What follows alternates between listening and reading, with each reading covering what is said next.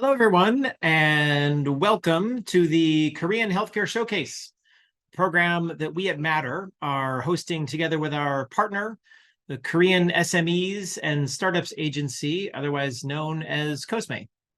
I am Stephen Collins, the CEO of Matter, and we are a healthcare technology incubator and innovation hub built on a belief that collaboration between entrepreneurs and industry leaders is the best way to develop healthcare solutions.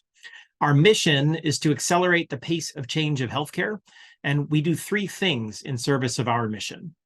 First, we incubate startups. We launched about 8 years ago, and since then have worked with more than 800 companies that range from very early to growth stage startups, and we have a suite of services to help at every stage of development. Our member companies have raised about $5 billion to fuel their growth. Second, we work with large organizations, health systems, life sciences companies, payers, to help them strengthen their innovation capacity. We help them find value in emerging technology solutions, unlock the full potential of their internal innovators, and create a more human-centered healthcare experience through system-level collaborations. Third, we are a nexus for those who are passionate about healthcare innovation. We bring people together to be inspired, to learn, and to connect with each other. And we produce a lot of events, some that are open to the public and some that are exclusively for our members and our partners. We are delighted to partner with KOSME on the third annual Korean SME US Market Adoption Program. This 4-month innovation program provides resources and mentorship to prepare a cohort of Korean companies for US market success and to help them navigate the nuances of the US healthcare system. This year, select entrepreneurs from the program are validating their solutions at the University of Chicago Medicine. Today, 3 companies will share how their product is helping to improve health and healthcare globally. And after the presentations, please join us for a virtual networking session. The separate Zoom link for the networking will be shared in the chat and via email, and please use that link to join us when the main program ends. We are very grateful for the amazing partnership with KOSME, and I'd like to give a special thank you to Director Seok-Hwan Lee, to Molly Park, to Deanna Verho, and to Sohee Hong, who have collaborated with us on this program this year and in the preceding years. Before we hear pitches from each company, I want to introduce our partner, Seok-Hwan Lee, who's the director of the KOSME Chicago office, to say a few words. Good afternoon. My name is Seok-Hwan Lee. I'm the director of the Global Business Center Chicago. It is our honor to welcome everyone here today for this showcase. Thank you for your interest in hearing from the 4 Korean healthcare companies. KOSME is a Korean government agency established in 1979 to provide comprehensive support to Korean small and medium-sized enterprises, including startups, to increase their global competitiveness. We support over 20,000 SMEs annually and have a $4 billion annual budget. With this mission in mind, we initiated a sponsorship with Matter and achieved successful outcomes for the business growth of Korean companies in the US market. We are excited to continue sponsoring Matter's US Market Adoption Program for the 3rd year. The selected companies underwent an extensive and rigorous application process to ensure that only the best companies were accepted into the program. Matter and KOSME are expanding and improving the program each year as companies' requirements continue evolving in a competitive market. This year, we are thrilled to include the opportunity for validation studies with U Chicago Medicine for selected companies. We proudly present DeepBio, MedPixel, Protina, and Vuno and their innovative healthcare solutions. Last but not least, I would also like to thank Stephen, Joe, Katie, and Kay and the rest of the Matter team for their all hard work organizing today's event. Thank you again for joining us today. Thanks, Director Lee. And hi, everybody. My name is Katie Casco. I am with the partnerships team at Matter. I will be moderating the event today and will do my best to ensure that everybody stays on time. So just in a few moments, you'll hear from each company who will have 7 minutes to pitch. While you're listening to each of the pitches, please make note of your questions. The companies will take their questions during the networking session, which is happening right after the main program ends. So if you are joining the virtual networking session, you will receive an email with a separate Zoom link in just a moment.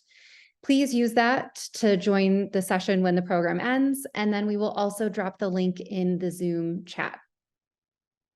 And so with that, I'd like to introduce our first presenter, Eric Min, Director of Medical Operations with MediPixel. All right. Hello, everyone. Thank you for joining. My name is Eric Min. I serve as the Director of Medical Operations at MediPixel. And we've been developing AI-powered one-stop shop software solutions to make the analysis of coronary artery imaging automatic, accurate, cost-effective, and fast.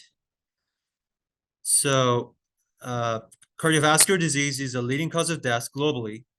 And coronary artery angiography is the gold standard diagnostic and therapy intervention modality to treat coronary artery disease. And when someone has a heart attack and hospitals have protocols in place to bring that patient to the cath lab as soon as possible, so we can open up the diseased artery and then intervene as appropriate.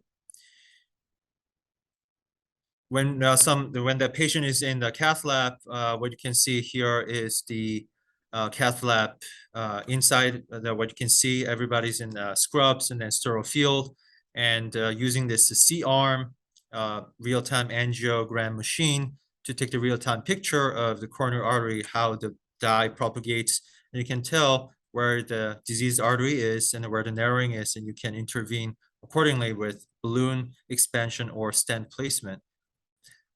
And there's a problem with the angiography guided PCI procedure.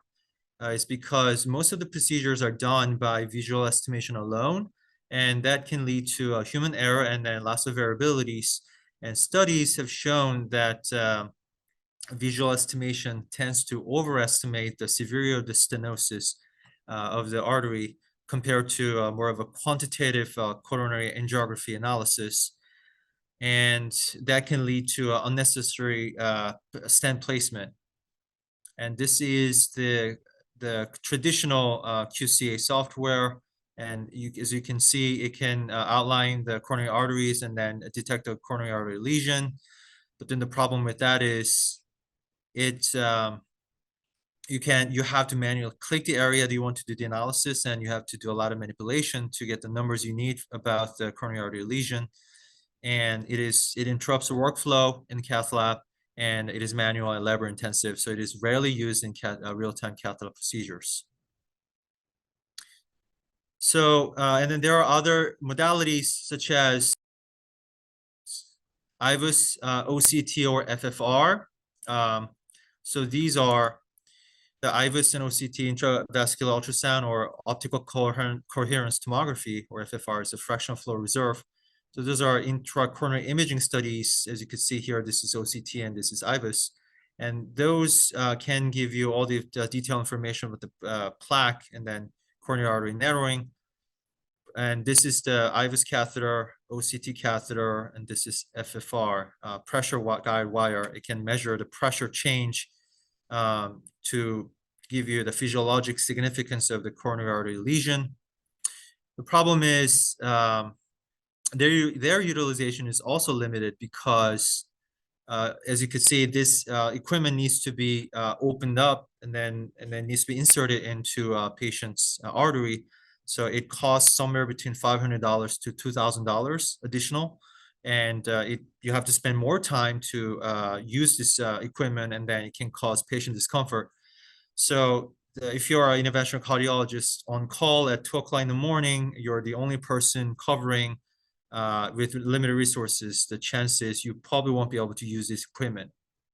So it also requires additional physician training. So worldwide adoption rate of these modalities are fairly limited, less than 10%. So that's where our software solution comes in, AI-powered real-time QCA software, MPXA. So our goal is just to maximize the utility of the angiogram, the real-time image, without using those modalities to get the most benefit out of it. So this is a screen you'll see in Cath Lab, and it does all the automated frame selection, automated vessel segmentation, and automated lesion analysis. And I'll show you how it's used in real-time Cath Lab. So instead of doing all the manual processes that you saw in the traditional quantitative analysis tool, on the left lower hand corner, this interventional cardiologist in South Korea injected dye, and then MPXA receives that data and then does the analysis within 2 to 3 seconds. And then it can give you all the data about the lesion analysis, including the length of the lesion, how bad the stenosis is, and then where the lesion is. So you can actually use this information to guide your clinical decisions, what size of the stent you need to choose, or where to put the stent in. And then after the procedure, you can export this data into the form of your choice, and it can save a lot of time and energy for report generation after the procedure. Major milestones. This is the validation study we did on the MPXA 1000. That's the very first version we had. And it showed a very good correlation between AI-based MPXA and reference traditional QCA. So that means without all these manual processes, we can actually show the similar performance as the traditional one. And now we are actually doing the FLASH trial. That's a randomized control multi-center prospective trial. Now most advanced version MPXA 2000B and OCT. We make the comparison between that and gold standard OCT guided PCI group. What we're trying to show is that MPXA 2000B, the performance is comparable to OCT in terms of stent optimization. So that way you don't have to use OCT and incur all this additional cost, potential risk, and time. And it would be especially useful in a more of an underserved area with limited resources. We were founded in 2017. In the interest of time, I'll just skip over, but we got our first FDA clearance in 2023. And this is our leadership team. And thank you for listening.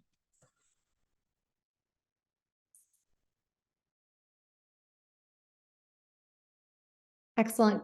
Thank you so much, Eric. And I'd like to introduce our next presenter, Sun-Woo Kim, CEO of Deep Bio. Hello, everyone. Thanks for being here today. My name is Sun-Woo Kim. I'm the CEO and founder of Deep Bio. Deep Bio is actually trying to use AI for providing cancer diagnosis and prognosis and treatment-related products in a in vitro diagnosis software as a medical device. When a patient has a problem, then usually they just go to see a doctor and they do the blood test. And after taking off the blood, doctors trying to find the biomarkers for stating cancers, but still they cannot confirm whether this is a cancer or not. So they're trying to use imaging devices to look into the tumor inside of the body and use the X-ray, MRI, CT, etc. And they are trying to find the tumors. But still, they don't know whether this is a cancer or not. Therefore, the final stage, which is the pathologic diagnosis phase, usually pathologists are using microscopic device to look into the tissues from the tissue samples and then try to find the cancer cell. And this is the final cancer confirmation stage. And we just apply the AI to help the pathologist to diagnose the better cancer diagnosis. And we just try to solve the prostate cancer problem first. Usually the prostate cancer, the patients do the needle biopsy for 12 different locations and then make a glass slide and do the stain on the glass slide. And later, using the microscope, doctors see the tissues. Then this looks like this. And if you see the round circle like that, then this is a gland, and use the 200 multiplication or 400 multiplication of the microscopic device, then they see more defined view of that and try to find the cancer cell later on.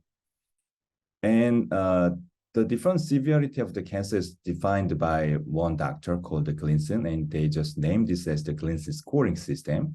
And based on the tissue morphology, the shape of the cancer, there are different patterns, pattern 3, 4, and 5. The higher the numbers, the severe the cancer is. So as the medical students, they look into the textbook and try to memorize all those cancer cells and cancer types. And using the microscope, they just memorize and they just remember the shape and try to provide the diagnosis right away. And then by following the colleague of American pathologist guideline, pathologists required to write down the percentage information of pattern 4 and 5 over tumor area, and also the percentage of tumor area over tissue area. But as you know, as a human beings, the cancer cells are scattered here and there. So it's not that easy to summarize all those global area of the cancers, and also only specify some patterns and try to measure the proportion. It's not that easy as a human being. So and also there are a lot of shortages of the pathologists globally, and even because they are looking to the tissue morphologies and try to remember what they memorize from the patterns. Therefore, it is known that there's a high interpathologist disagreements to provide the cancer diagnosis, especially using tissues. So if you look into that 6 different circles, then this is exactly same location, but all 6 different pathologists diagnose it differently. So we just try to provide this solution, DeepDX AI, DeepDX prostate, to provide efficiency for the color cancer localization and diagnosis. And also we provide the consistency here. So this is one example of the diagnosis. If we have a whole slide images like this, then later using AI diagnosis, you have all those different color map. So we just color differently, like per different patterns, orange, yellow, and red. So doctors can easily see that. And our sensitivity is 99% for cancer detection, and specificity is 97%, and process less than a minute. And we collaborate with one of the US certified CLIA laboratories at Utah, and we processed over 700,000 cores for a couple of years as a quality assurance. And this is our look and feel. And we stated different proportion information here, pattern 3, 4, and 5, and also the detailed information of color map.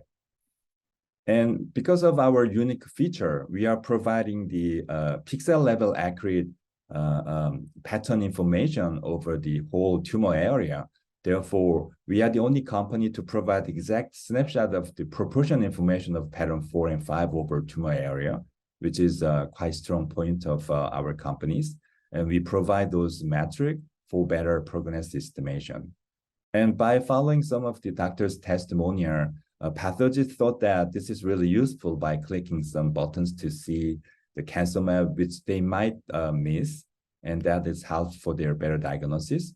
And we just provide the diagnosis, and because of the AI's characteristics, we are more objective and more consistent. Because of that matter, we just provide a better prognosis estimation and try to provide a treatment-related product as well for different type of solid cancers, prostate, breast, etc. And currently we have 5 different products available in the market. One is the core needle biopsy one. This one is South Korean FDA approved as a Class 3 medical devices. And we have a radical prostatectomy. After the surgical operation of the prostate, doctors need to see this resection of the prostate to find the cancer and try to provide the cancer map. And also for the hyperplasia patients, we do the TURP diagnosis as well. For the breast cancer, we just do the resection diagnosis and sentinel lymph node metastasis finding too. So all those 4 are available as a research use only. And recently, in April, we published our prognosis outcome with Johns Hopkins Medicine, and it stated that our diagnosis can clarify different user certifications so that there's evidence that AI can generate better prognosis than human pathologists. And also, we just apply these technologies for the resection as well for better prognosis estimation. And this is our product timeline. We have diagnosis and prognosis and treatment-related products, and that will go into the United States market as well. We have currently available hospitals right now in progress, and 5 different hospitals adopt our solutions already in March, and the other one we are talking about the deployment right now. And we have our channel partners and try to distribute our software through them globally. And each of them are strong digital pathology vendors in each of their countries. We collaborate with multiple medical schools, Stanford, Harvard, Dana-Farber Cancer Institute, University of Utah, Johns Hopkins, and Halliford Health Systems. And we do the conference marketing. We published 11 papers last year and 10 papers this year for the better marketing right now. And currently, we have raised around 17.8 million US dollars so far and trying to do another fundraise. This is our Mason team. Recently, really well-known Grant Carson joined our company as the Chief Commercial Officer and tried to get into the United States market right now. And then we have a pathologist in-house and Michael Bonham as a medical advisor, and also Dr. Kamala for the business advisor as well.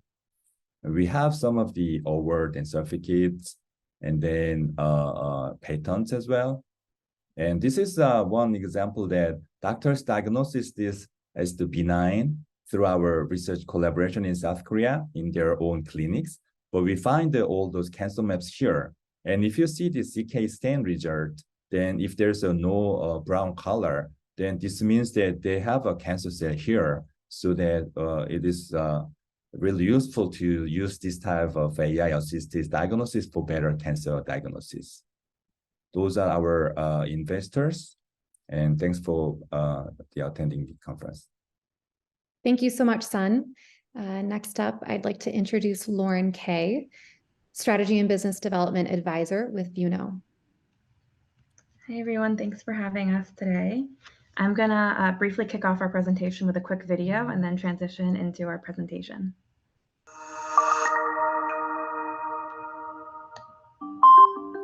One person every 20 minutes, or over 30,000 people each year, suffer from sudden cardiac arrest in Korea. However, its survival rate is strikingly low at a mere 8.7%. Out of every 1,000 hospitalizations, 2 to 3 patients experience in-hospital cardiac arrest on average, while the number goes up to more than 5 in tertiary-level hospitals. Survival remains still low even if CPR is performed immediately after an arrest. 80% of patients exhibit warning signs before a cardiac arrest occurs. If timely preventive measures are taken, up to 62% of cardiac arrests can be averted and significantly improve survival and recovery rates. So, the key is early identification of a patient at risk of cardiac arrest. However, close and constant monitoring is exceedingly difficult in a clinical setting. But around-the-clock vigilance is possible with VunoMed DeepCars. DeepCars performs real-time analysis of blood pressure, heart rate, respiratory rate, and body temperature data stored in the patient EMR, and displays a cardiac arrest risk score on the EMR or patient monitor. Healthcare providers can use the DeepCars score to check the condition of all patients in the hospital 24 hours a day, and take timely and proper measures to prevent acute deterioration of patients. VunoMed DeepCars AI-enhanced workflows deliver improved patient outcomes by establishing new care pathways. So I hope that everyone enjoyed the little introduction video that was introducing VunoMed DeepCars. And I'd also like to just quickly introduce who Vuno is. Vuno actually stands for View the Invisible, Know the Unknown, so Vuno. And we're a well-known Korean innovator in the medical AI field, both in the imaging space and in the biosignal space. And as the video covered earlier, today we wanted to introduce our solution, VenoMed Deep CARS, which is focused on trying to solve the problem around in-hospital cardiac arrest and inefficiencies in existing patient monitoring systems that can result in delayed communication or identification of early warning signs and symptoms, which can lead to preventable in-hospital cardiac arrest and death. So VenoMed Deep CARS is Korea's first AI medical device that was built to monitor the risk of in-hospital cardiac arrest. It helps support healthcare practitioners monitoring high-risk patients for triage so that it can help improve medical resource management and the quality of patient care. The Deep CARS solution itself provides a risk score for cardiac arrest within 24 hours based on the 4 vital signs that you heard about in the video: blood pressure, pulse, respiration rate, and body temperature. And these 4 vital signs are signs that are regularly monitored for patients, using monitoring systems within the general ward. And the solution allows attending medical professionals to prevent in-hospital cardiac arrest and allocate their time more effectively by monitoring patients who are at the highest risk of cardiac arrest and setting a threshold for a trigger system that won't create alarm fatigue, which can result in desensitization of the physicians and also compromise the quality of care and patient safety. And also because the solution requires only 4 of those vital signs, which is already collected by monitoring equipment or EMRs, the solution itself has less variability and higher performance than legacy early warning systems and also other patient monitoring processes, which could sometimes be subject to variability if there were qualitative components to the actual monitoring. Some of our competitive advantages with Deep CARS, the Deep CARS itself has a higher accuracy and lower false alarm rate than what would be considered the current gold standard of patient monitoring, and helps reduce healthcare professionals' unnecessary and excessive workload and spend more time with patients who are at higher risk to help improve that quality care and patient safety. Through, we're kind of ongoing engaged in R&D and have proven clinical value. We're currently, our solution is, commercially active in over 40 hospitals right now in South Korea. And we regularly are publishing the results of research and studies in well-known international journals, including Resuscitation, JAHA, Critical Care Medicine, and Biomedical Journal. It's also extremely easy to integrate with existing monitoring systems and EMRs. And as I mentioned before, it's clinically proven to lower that false alarm standard compared to what the current standard would be with Muse. Our solution as well has been trained on data from over 67,000 patients in different hospitals and validated in more than 170,000 cases during a multi-institutional retrospective clinical trial. And during the clinical trial, Deep CARS again proved the predictive accuracy level for a 24-hour cardiac arrest occurrence window. So providing that risk score 24 hours before the in-hospital cardiac arrest actually occurred. And we believe that Deep CARS has the potential to lead to greater clinical improvement in the diagnosis and preventative action for in-hospital cardiac arrest, allowing healthcare providers to engage in more intensive monitoring and preventative strategies. Just a little bit about kind of where we're at right now.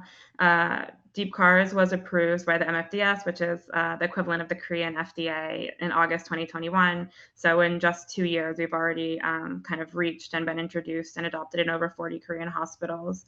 And in 2020, it was designated as an advanced breakthrough device by the MFDS. And more recently, in June of this year, June 2023, we were also given breakthrough device designation status by the FDA in the US. So after getting that breakthrough device designation status, we're currently seeking to set up a multi-center validation study and also looking to establish additional sites to pilot and test the solution within the US clinical environment. And through our participation in the MATTER program, we really hope to identify additional clinical partners who would be interested in piloting the software, potentially co-publishing research together, and also identifying U.S. medical doctors to serve on an advisory board that we're setting up alongside our U.S. office. And just a little bit about our team and our CEO. And I want to make sure that we have enough time for the networking session and some Q&A. So I'll just leave it at that. And again, thank you. It was an honor to introduce VenoMed Deep Cars.